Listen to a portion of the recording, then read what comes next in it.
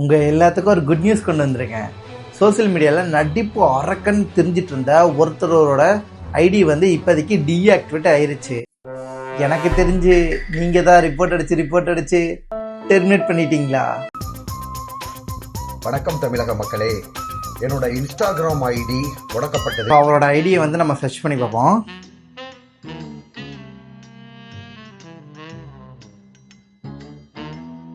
எனக்கு அவ்வளோ சந்தோஷம். இந்த வீடியோல நம்ம என்ன பண்ண போறோம்னா, திவாகர் இன்டர்வியூல பண்ண கேவலமான விஷயத்தை எல்லாத்தையுமே பொளக்க போறோம். முன்னாடி வந்து உங்களை வளர்க்கணும்னு நினைச்சான், இப்போ வந்து பொளக்கணும் அப்படின்னு நமக்கு முடிவு பண்ணிருக்கான்.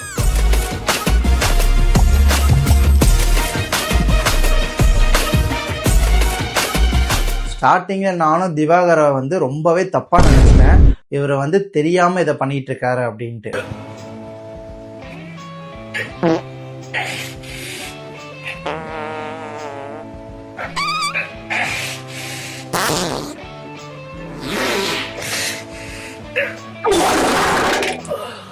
இவர் வந்து ட்ரெண்டிங்காகவும் இல்லை ஒரு ஃபேமஸான ஃப்ரேம் வேணும், நம்ம வந்து எல்லாத்துக்கும் வந்து பாப்புலர் ஆகணும் அப்படின்றதுக்காகவும் கிறுக்குத்தனமாகவும் தற்கொலைத்தனமாகவும் ஜோக்கர்த்தனமாகவும் பண்ணிட்டு இருக்காரு தான் நான் ஸ்டார்டிங்கில் நினச்சிட்டு இருந்தேன். ஆனால் ரீசெண்ட் இன்டர்வியூஸ்லாம் பார்க்கும்போது வேணும்னே பக்காவாக பிளான் பண்ணி தெரிஞ்சு தான் பண்ணிட்டு இருக்காருங்கிறது அப்புறம் தான் புரிஞ்சு. பட் நானுமே பிலாங்ஸ் டு ராஜ பரம்பரை தாம்மா. ஸோ அது நேச்சராகவே வந்து உங்களுக்கு அந்த கெத்து, நடக்கிற விதம், பேசுகிற தோரணை. மதுரையில் நாங்களும் ஒரு ராஜ பரம்பரைன்னு வைங்க. பெரிய சோழர் பரம்பரை. இவர் ராஜராஜ சோழன், அவர் ராஜேந்திர. கொஞ்ச நாளைக்கு முன்னாடி சூர்யா சாரை பற்றி பேசியிருப்பாரு. அப்புறம் சூரிய சாரை பற்றி இழுத்து சோசியல் மீடியாவில் செம்ம அடி வந்து எல்லாத்துக்கிட்டையும் வாங்கிட்டு இருந்தாரு. மனுஷனாவீங்க ஒரு ஈவிரக்கம் இல்லாம நடந்துக்கிறாங்க. இதுக்கப்புறம் நிறைய இன்டர்வியூ அட்டன் பண்ணியிருப்பாரு, நிறைய கான்ட்ரவர்சி கிரியேட் பண்ணியிருப்பாரு. பட் அப்பெல்லாம் வந்து அது வந்து எனக்கு அந்த அளவுக்கு பெருசா படலை. ஓகே, இவர் வந்து ஏதோ ஜோக்கர்த்தனமா தற்கொலைத்தனமா தெரிஞ்சிட்டு இருக்காரு, ஃபேமஸ் ஆகணுன்ற ஒரு ரீசனுக்கு தான் பண்ணிட்டு இருக்காரு, தெரியாம பண்ணிட்டு இருக்காரு நினைச்சு நானும் விட்டுட்டேன். பட் இந்த வீடியோ பண்றதுக்கான மெயின் ரீசன் என்னன்னா, ரீசன்ட் டேஸ்ல திவாகரோட ஒரு இன்டர்வியூ ஒன்று பார்த்தேன். என்ன பேசியிருக்காரு தெரியுமா? சுர்ஜித் பிரதர் வந்து பாத்தீங்கன்னா நம்ம முக்குளத்தூர் சமுதாயத்தை சார்ந்தவர் தான். பார்த்துட்டு எனக்கு இப்படி ஒரு கோவம், அடேங்கப்பா. ஆனா அவர் 1 நம்பர் விஷங்கிறது இப்பதான் தெரிஞ்சு. அதுவும் சாதா விஷல விஷ பாட்டிலுங்கிறது. அந்த அளவுக்கு வந்து மனசுக்குள்ள அவ்வளவு வன்மத்தை வச்சு தெரிஞ்சிட்டு இருக்காரு. ஒரு விஷயம் அப்படின்னா, பெற்ற பிள்ளைகள் அவங்க குடும்பத்துக்கு விருப்பத்துக்கு ஏத்தாம நடந்துக்கிறது பெஸ்ட். அது சாதா வன்மம் இல்ல, சாதி வன்மம். உன்னைய பத்தி நான் கூட என்னென்னமோ ரசிக்கிறேன், நீ சீப்பாளா இருந்திருக்க. இப்போ ரீசெண்டாக இப்போ நெல்லையில் கவினோட ஆணவ படுகொலை தான் பயங்கரமாக பேசிகிட்டு இருக்காங்க. உங்கள் பார்வை என்னன்னா? ஆக்சுவலாக இதை பொறுத்த வரைக்கும் அந்த சுர்ஜித் பிரதர் வந்து பார்த்தீங்கன்னா நம்ம முக்குளத்தூர் சமுதாயத்தை சார்ந்தவர் தான். இப்போ இவர் சொல்றதுல என்ன பெருமை இருக்குன்னு எனக்கு நிஜமா தெரியல. ஊருக்குள்ள இப்படிதான் எல்லாரும் சொல்லிட்டு தெரியுறாங்க. ஏய், நீங்களா எங்க வரீங்க? வெள்ளையும் சொல்லியமா தொப்பையை தள்ளிக்கிட்டு. சுர்ஜித் பிரதர் வந்து பார்த்தீங்கன்னா, அதுவும் சுஜித்னு சொல்லிட்டு வார்த்தைக்கு வார்த்தை சப்போர்ட் பண்ணி தலைவன் பேசிட்டு. லிட்டரலி எனக்கு அவரை பார்க்கும்போது ஜோக்கர் மாதிரி இருந்துச்சுங்க சார். தேவையில்லாத வேலை. அவர் வந்து கொலை பண்ணியிருக்காரு, அவரோட எதிர்காலமும் இருக்கு, அவரும் நல்லா இருக்கணும் இல்லையா? ஒரு ஆணவ கொலை பண்ண ஒரு பையனோட எதிர்காலத்தை பத்தி சப்போர்ட் பண்ற மாதிரி பேசுறியே, என்ன உன்னோட கேவலமான மைண்டு? எனக்கு என்ன ஆசைனா, சுர்ஜித் எதிர்காலமும் நல்லா இருக்கணும், பாதிக்கப்பட்டவங்களும் பாதிக்கப்படாம இருந்திருக்கலாம். அந்த ஆணவ கொலை பண்ணான்ல, அவன் பேரு உனக்கு நல்ல நினைவு இருக்கு. ஆனா பாதிக்கப்பட்ட கவினோட பேர் மட்டும் உனக்கு ஏன் நினைவுல இல்ல? அது ஏன் உன் வாயில வரமாட்டேங்குது? ஏன் அது ஏன் பாதிக்கப்பட்டவங்கன்னு சொல்லி பேசுற? அவனால படுகொலை செய்யப்பட்ட கவின் அப்படின்னு சொல்லி பேசலாம்ல. எனக்கு என்ன ஒரு விஷயம் அப்படின்னா, பெற்ற பிள்ளைகள் அவங்க குடும்பத்துக்கு விருப்பத்துக்கு ஏத்தாம நடந்துக்கிறது பெஸ்ட். இவர் என்ன சொல்றாருன்னா, நம்ம ஃபேமிலியை விட்டுட்டு வேற ஒரு பொண்ணை கல்யாணம் பண்ணிட்டு வந்தா இப்படிதான் நடக்குமாமா. நாக்கில் எவ்வளவு விஷம் உனக்கு, கெட்ட மனுஷன். இல்ல, எனக்கு புரியல. அவன் வாழ்க்கையை அவன் தான் தீர்மானிக்கணும், நீ யார் தீர்மானிக்கிறது? அவங்க குடும்பத்துல என்ன விரும்புறாங்க அந்த மாதிரி ஒரு வாழ்க்கையை அமைச்சுக்கலாம். அவங்க குடும்பத்துல அவங்களுக்கு இஷ்டப்பட்ட வாழ்க்கையை குடும்பத்து மூலமா அமைச்சுக்கிட்டா இந்த மாதிரி பிரச்சனைகள் ஆகாது.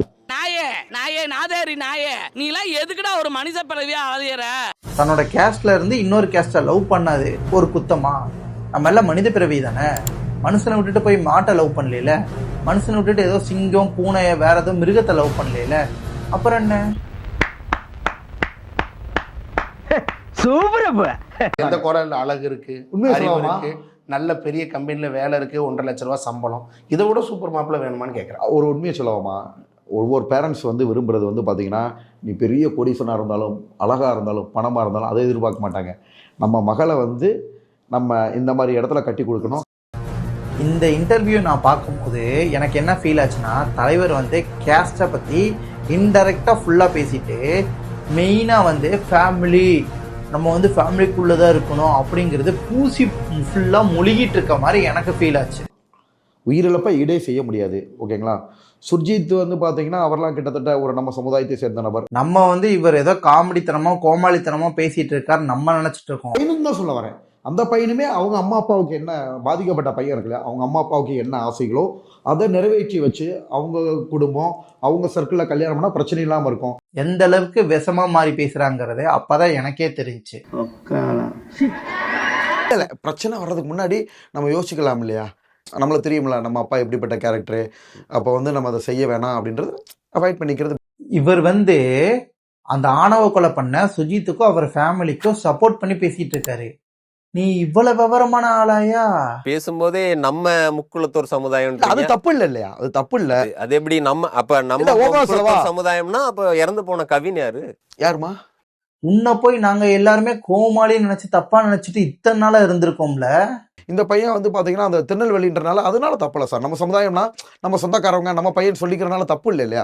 அதுக்கப்புறம் வந்து பண்ண 2 பேரையும் சொன்னேன், அவங்க உங்க குடும்பத்தில் அவங்க அப்பா அம்மாவுக்கு ஆசைப்படுறாருன்னு நடந்துக்காங்க. உன்னை சொல்லி தப்பு இல்ல, உன்னை ஃபாலோ பண்ணாங்கல்ல 2 லட்சத்தி சில்லற மக்கள், அவங்கள முத சொல்லணும்.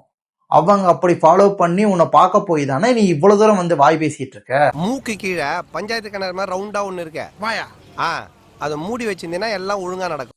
இவர் வந்து ஆணவ கொலை பண்ண சுஜித்துக்கும் அவரோட ஃபேமிலிக்கும் சப்போர்ட் பண்ணி பேசிட்டு இருக்காரு. இப்போ தென் மாவட்டங்களில் இந்த ஜாதிய கட்டமைப்பு அதிகமாக இருக்கிறதுனால இந்த மாதிரி கொலைகள் நடக்க காரணமாக இருக்கா? அதுவும் ஒரு காரணமாக, அதுவும் ஒரு காரணமாக.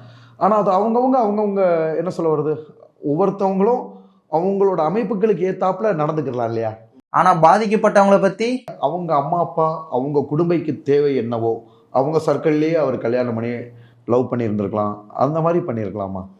ஏன்னா இது ஒரு உயிர், அவங்க குடும்பத்துலேயும் ஒரு பெரிய லாஸு. ஜென்ரலா பேசிட்டு போயிடுறாரு. யோ இத்தனை நாளா உன்னை போய் நான் தப்பா நினைச்சிட்டயா, நீ வந்து ஏதோ ஃபேமஸுக்கா பண்ணிட்டு இருக்கேன்னு. ஆனா 1ஆம் நம்பர் வெச பாட்டில் இப்பதாயா புரியுது எனக்கு. இவங்களை பூரா ஊசி போட்டு கொண்டு கடலில் போட்டணும். இவங்க இந்த பூமிக்கு தேவையில்லாத எக்ஸ்ட்ரா வெயிட். ரீசெண்டா பரிதாபங்கள்ல சொசைட்டி பரிதாபங்கள் சொல்லிட்டு இப்ப என்ன ப்ராப்ளம் போயிட்டு இருக்கோ அந்த ப்ராப்ளத்தை வந்து அவர் வந்து ஓப்பனாவே அப்படியே வந்து மிமிட் பண்ணி வீடியோ பண்ணியிருப்பாங்க.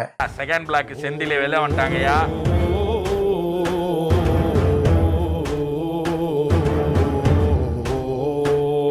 என்ன கேட்டா சமூகத்துல நடக்கிற ஒரு பிரச்சனையை வந்து ஒருத்தர் தட்டி கேட்கறாங்க அப்படின்னா அப்போ வந்து நீங்க அடிக்கிறீங்க, ஓகே.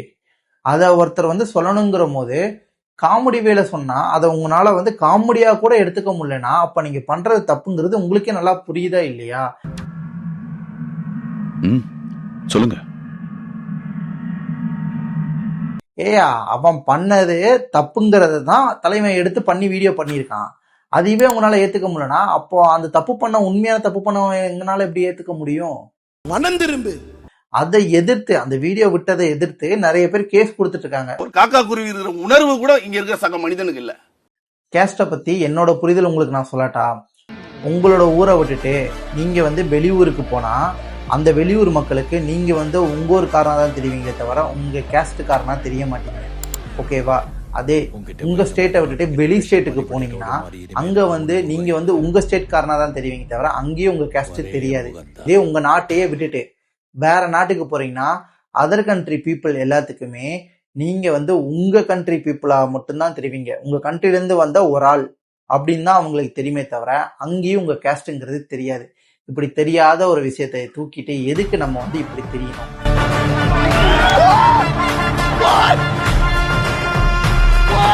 இவ்வளோ பெரிய யூனிவர்ஸ்ல இத்தினூண்டு தான் பூமி, அந்த பூமியில இத்தினூண்டு டாட் தான் நம்ம. இப்படி வாழ்ந்துட்டு இருக்க வாழ்க்கையில இதெல்லாம் நமக்கு தேவையா? உலகங்கிறது இவ்வளோண்டு கிடையாது, ரொம்ப பெருசு. நீ இந்த பக்கத்து பஸ் ஸ்டாண்டு, இந்த பக்கத்து டாக்ஸி ஸ்டாண்டுன்னு வாழ்க்கையை முடிச்சிடாதீங்கடா. வியன்னான்லாம் ஒரு ஊர் இருக்கு, ஆஸ்திரியாவோட கேபிட்டல். எவ்வளவு அழகா இருக்கு தெரியுமா? ஸ்காட்லாந்து தெரியுமா? எவ்வளவு இதெல்லாம் போய் சம்பாரிச்சு இந்த மாதிரி உலகத்தை சுத்தி பாருங்க. உலகம் ரொம்ப பெருசுடா. அதான் அப்ப நம்ம இருக்காங்களா? வியன்னால நம்ம ஆளுங்க இருக்காங்க. ஒன்னும் வீல திருத்த முடியாது, அவ்வளவுதான்.